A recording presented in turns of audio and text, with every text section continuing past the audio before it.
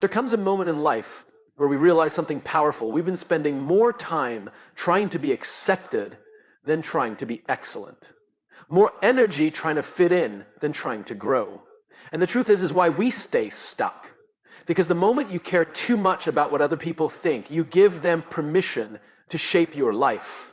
You let their doubts become your limits. Most people walk through life chasing validation, likes, praise, recognition, applause. You start small, a pat on the back, a compliment, a reassuring nod, but over time it becomes a silent addiction. You begin to measure your worth based on how others respond to you. The problem is when your value is tied to other people's approval, you become a prisoner to their opinion. And in that prison, clarity dies. You can't see your path clearly when you're constantly adjusting it to make others comfortable. You can't hear your own voice when you're always listening for applause. That's the cost of validation. It robs you of your inner compass. You begin to filter your actions, your decisions, your goals through a lens of will they approve? Instead of is this right for me? The tragedy is that we end up building lives we don't even recognize because they were designed by the expectations of others. Now here's the shift. When you detach from validation, everything changes. You stop performing and start living.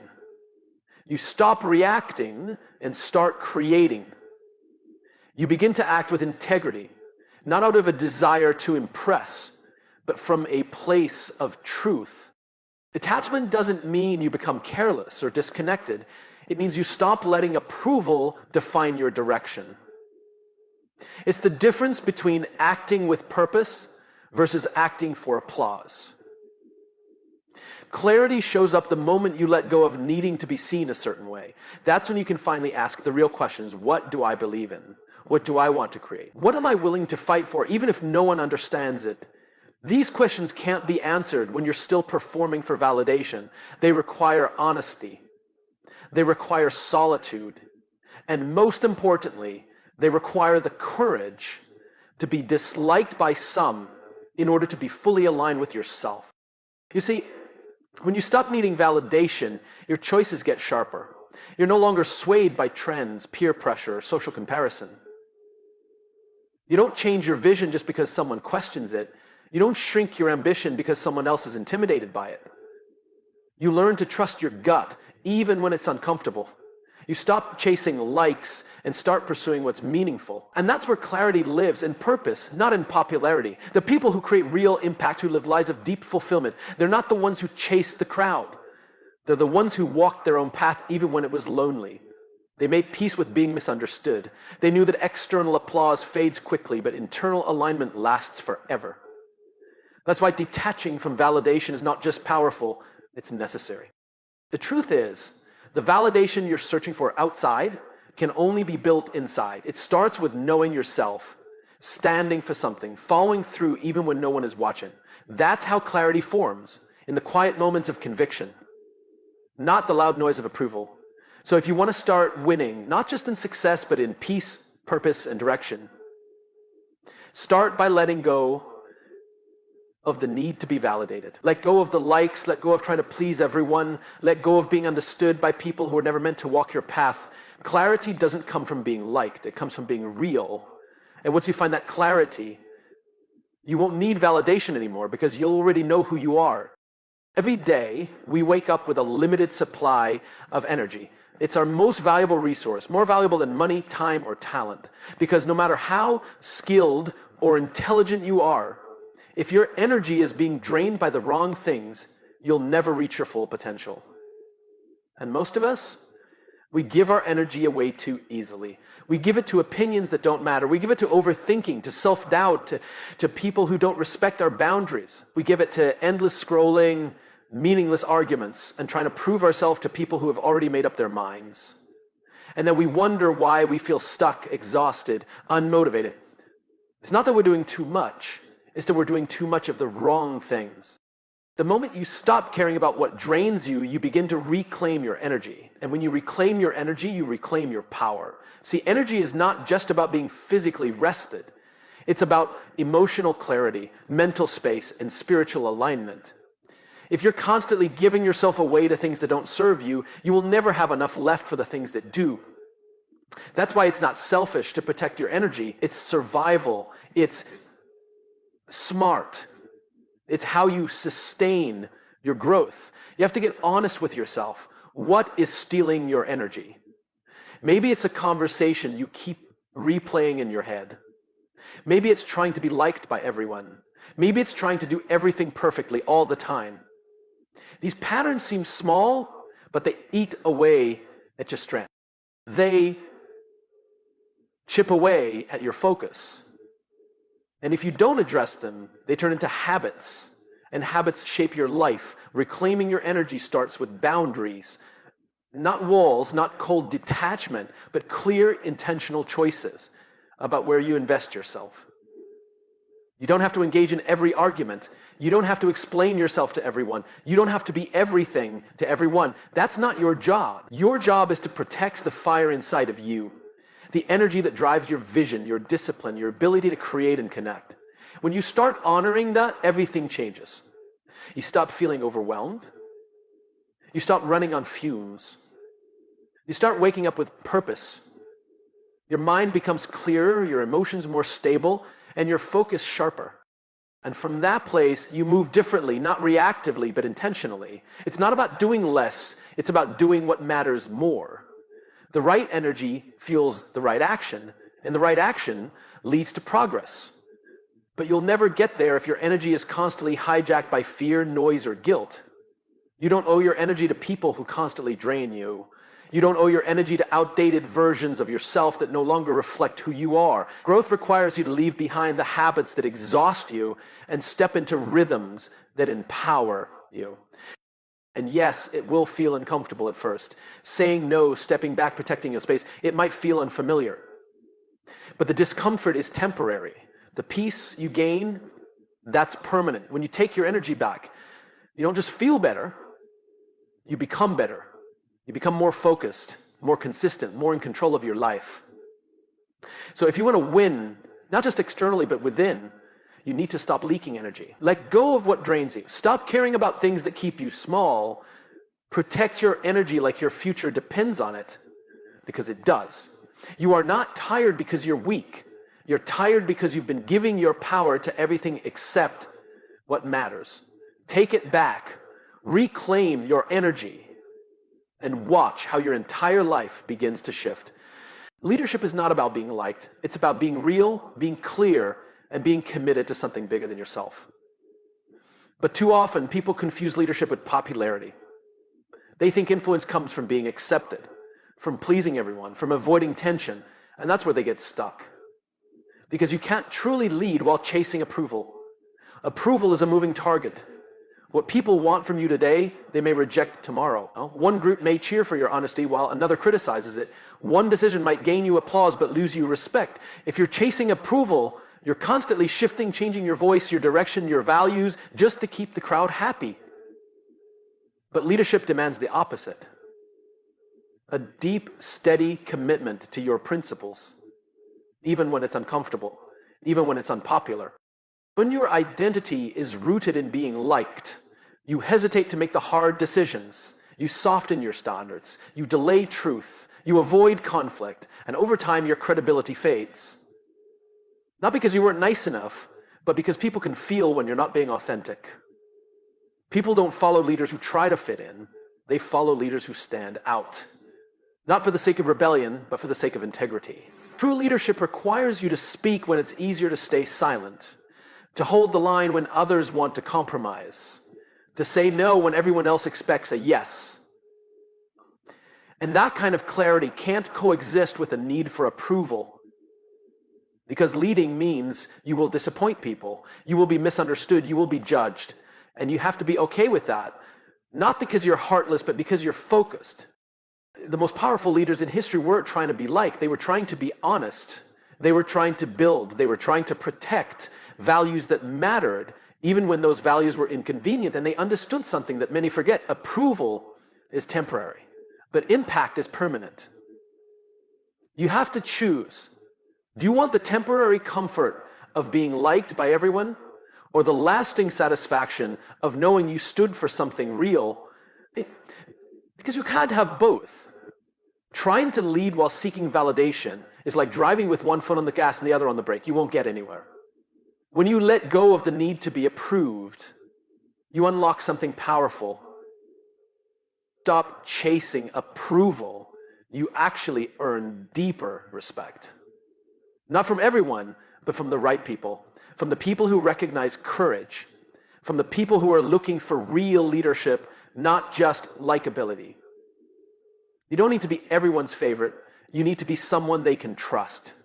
Trust comes from consistency, not popularity.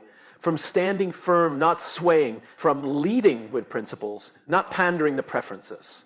The world doesn't need more agreeable people. It needs more aligned people. People who know who they are, what they believe, and where they're going. That's what inspires others to follow. Not charisma, not charm, but conviction. So stop chasing the applause. Stop adjusting who you are to avoid judgment. If you're going to lead, do it fully. Stand up, speak with clarity, move with purpose. Even if it costs you approval, it will gain you something far greater, the ability to lead with your whole heart, without compromise. And that is where true leadership begins. Fear controls more lives than failure ever will. It hides in hesitation and overthinking, in playing small, whispers in our ears, telling us to stay quiet, stay safe, stay the same. And most people listen. Not because they want to, but because they've been trained to. Conditioned to believe that discomfort is danger and that risk is recklessness. But the truth is, freedom from fear is a superpower, one of the rarest and most powerful forces a person can possess. Fear isn't always loud. Sometimes it shows up as perfectionism. Sometimes it wears the mask of procrastination. Other times it looks like needing permission before taking action. But no matter what shape it takes, fear always has the same goal: to keep you where you are. It wants you to believe that what's familiar is safe, even when it's unfulfilling. It wants you to believe that what's known is better than what's possible. And then the longer you listen to it, the more believable that lie becomes. But the moment you stop letting fear decide for you, something shifts. You become dangerous. Not in a destructive way, but in a powerful way. Because when you no longer fear judgment, you speak more freely. When you no longer fear failure, you show up more authentically. That's the power of freedom from fear. It unlocks everything else. Most people wait for the fear to go away before they move. But that's not how it works. You don't become fearless by waiting. You become fearless by acting in spite of fear. Courage is not the absence of fear. It's choosing to move forward even when fear is present. And the more you practice it, the more your fear begins to shrink. It loses its grip. Its voice gets quieter. Your confidence grows louder. Fear thrives in secrecy. It grows in silence. But when you name it, when you confront it, when you walk straight through it, you begin to see it for what it really is. A signal, not a stop sign. A test, not a truth. Fear says, what if you fail? Freedom says, what if you fly? When you're free from fear, you make decisions faster. You take risks that others avoid. You try new things. You step into rooms where you once felt small. You trust yourself. And people notice that. They feel it. Because true confidence is magnetic. Not the kind that says, look at me, but the kind that says, I know who I am, with or without approval. This kind of freedom doesn't mean you become reckless. It means you become aligned. It means you stop living a life built around avoidance and start living a life built around vision. You don't avoid failure. You embrace growth. You don't avoid criticism. You embrace authenticity. And you realize that fear is a tool you can use, not a wall you have to obey. It takes work, it takes reps. But each time you choose courage over comfort, you reclaim more of yourself. And over time, fear loses its control. That's when things start to change. That's when you become unstoppable. Because a person who is no longer ruled by fear can go anywhere, try anything, and become everything they were meant to be. So don't wait to feel ready. Don't wait to be fearless. Step forward, even if your hands are shaking. Speak up, even if your voice trembles. Growth is not just about adding more to your life. It's just as much about letting go of habits, mindsets, relationships, and identities that no longer align with who you're becoming. It's one of the hardest parts of evolving because we're wired to hold on. We cling to the familiar even when it's not serving us. But the truth is, you can't rise while clinging to what's keeping you grounded. We hold on to comfort because it feels safe. We hold on to approval because it feels validating. We hold on to routines because they feel predictable. But none of those things guarantee growth. In fact, most of the time, they prevent it. Because growth lives just outside your comfort zone. It's found in the stretch, in the challenge, in the space where things are no longer easy, but they're meaningful. Letting go isn't a sign of weakness. It's a sign of maturity. It's a conscious choice to stop letting your past define your future. It's the realization that not everything you started with was meant to go with you. Sometimes it's a mindset like perfectionism, self-doubt, or comparison that's holding you back. Other times, it's a toxic environment, an old identity, or even a version of success you've outgrown. And that's the scary part. Letting go feels like loss. But what if it's actually the beginning? What if that empty space you fear is actually where your next chapter begins? The moment you release what no longer fits, you make room for what truly belongs. That's the paradox of growth. It often starts with surrender. We live in a culture that worships more goals, more hustle, more wins. But growth isn't always about accumulation. Sometimes it's subtraction. The bravest thing you can do is release what's comfortable so you can reach for what's meaningful. And yes, it takes courage. It takes clarity. It takes a willingness to sit in the discomfort of uncertainty, knowing it's the path to something better. Think about it. Every breakthrough in your life likely came after a moment of letting go of fear to try something new, letting go of judgment to express your truth, letting go of control to trust the process. Every step forward requires a step away from something else. And that's not failure. It's transformation. You can't carry everything with you. You can't grow while dragging the weight of the past. At some point, you have to make the decision, do I want to be comfortable or do I want to grow? Because the two rarely go hand in hand. Letting go doesn't always mean walking away from people or situations. Sometimes it means letting go of how you think things should be, letting go of timelines, letting go of your need to have everything figured out. It means releasing the pressure and giving yourself permission to evolve at your own pace, in your own way. And in that space of surrender, clarity starts to rise. You begin to see yourself more clearly. You begin to hear your inner voice. You begin to align with the person you're becoming instead of who you used to be. That's when the shift happens. Not because you forced it, but because you allowed it. Don't be afraid to let go. Don't see it as failure. See it as growth. See it as a necessary part of your evolution. Because every time you let go of what's no longer right for you, you move one step closer to your highest self. You were never meant to stay the same. Growth demands change. Change demands release. And release is the first step to becoming everything you're capable of being. Focus isn't just about concentrating harder or trying to do more. It's about doing less with greater purpose. Real focus doesn't begin when you add more to your plate. It begins the moment you start letting go of everything that doesn't matter. Distraction isn't always obvious. Sometimes it looks like overcommitting. Sometimes it feels like multitasking. Sometimes it hides in busyness that gives you the illusion of progress while keeping you stuck in the same place. We live in a world that rewards hustle but rarely questions direction. You can be running fast and still be lost. You can be productive and still be disconnected. You can check every box and still feel empty. Why? Because real focus isn't just about effort. It's about alignment. And you can't align with your highest priorities until you release the ones that don't belong. Letting go is hard, not because we don't know what's unnecessary, but because we've attached our identity to it. We've convinced ourselves that being busy means being valuable, that being involved in everything means we're important. But the truth is, every yes that doesn't align with your purpose is a silent no to something that does. And over time, that misalignment creates frustration, burnout, and confusion. Focus begins with subtraction, not because you're incapable of handling more, but because you're no longer interested in carrying what drains you. You let go of projects that feel forced. You let go of relationships that create noise. You let go of roles you've outgrown, expectations that aren't yours to carry. And in that process, clarity rises. You begin to see the difference between what's urgent and what's essential. Not about being perfect, it's about being intentional. When you stop spreading your energy across everything, you start pouring it into the few things that actually matter.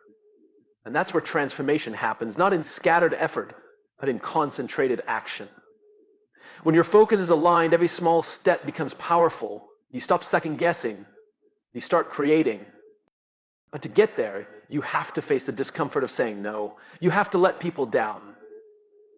You have to walk away from good things to make room for great ones. And that's not easy, especially if you've built your worth around being everything to everyone.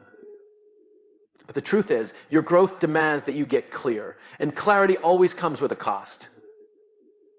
Letting go isn't about quitting. It's about choosing. Choosing what matters most, choosing what supports your vision, choosing yourself, your peace, your priorities, over pressure and noise and distraction. When you simplify your focus, you amplify your power. You begin to operate with precision. You start to feel momentum instead of mental chaos. You begin to work with depth instead of surface level speed. It's tempting to think that more equals better. More projects, more commitments, more ideas. But real focus isn't about doing more. It's about doing what matters most, better. It's about giving yourself permission to go deep instead of wide. To be great at a few things instead of average at everything. So if you want to find real focus, stop asking what else you need to add. Start asking what needs to be released. What's cluttering your mind? What's stealing your time? What are you holding on to that no longer reflects who you are or where you're going? Let it go. Let go of the noise, the pressure, the comparison. Let go of the need to prove or impress or be everything. Create space. Focus is found in space, not in the chaos of doing, but in the clarity of being. And when you create that space, what matters most will finally have room to grow. That's where real focus begins. Not with holding on, but with letting go.